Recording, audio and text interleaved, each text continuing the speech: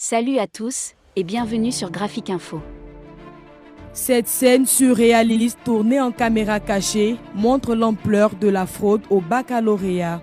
Ici, au lycée moderne de Marcory, un candidat sort de sa salle de composition, fonce dans l'arrière-cour de l'école, contacte un individu qui lui remet un document, visiblement le corrigé de l'épreuve de philosophie qui se déroule au même moment. Heureusement, la scène et plusieurs autres tentatives de fraude n'échappent pas aux services de police et de ceux du ministère de l'Éducation nationale et de l'alphabétisation. Pour la seule journée du deuxième jour de composition, ce sont une dizaine d'individus, dont des candidats, qui sont mis aux arrêts dans le district d'Abidjan. Je suis allé prendre un brouillon sur lequel il y avait un sujet de philosophie, avec l'introduction et la conclusion.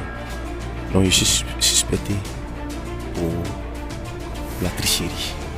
J'ai juste remis mon téléphone à un petit pour qu'il puisse me remettre. Après, vu qu'ils s'entraînaient dans la salle, donc du coup, quand ils sont venus en salle, le gendarme avec le chef du centre nous ont demandé s'ils ont des téléphones, si on peut remettre. Alors, il a remis. Je reconnais que j'ai remis mon téléphone à un petit pour m'apporter, c'est tout.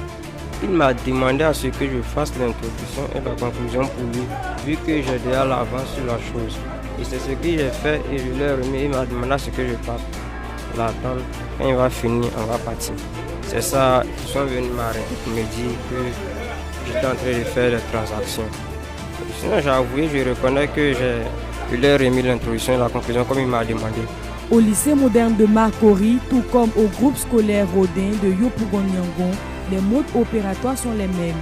Soit les candidats fraudeurs reçoivent les corrigés via WhatsApp, soit ils trouvent une astuce pour récupérer le corrigé de l'épreuve des mains des individus se trouvant à l'extérieur des centres de composition.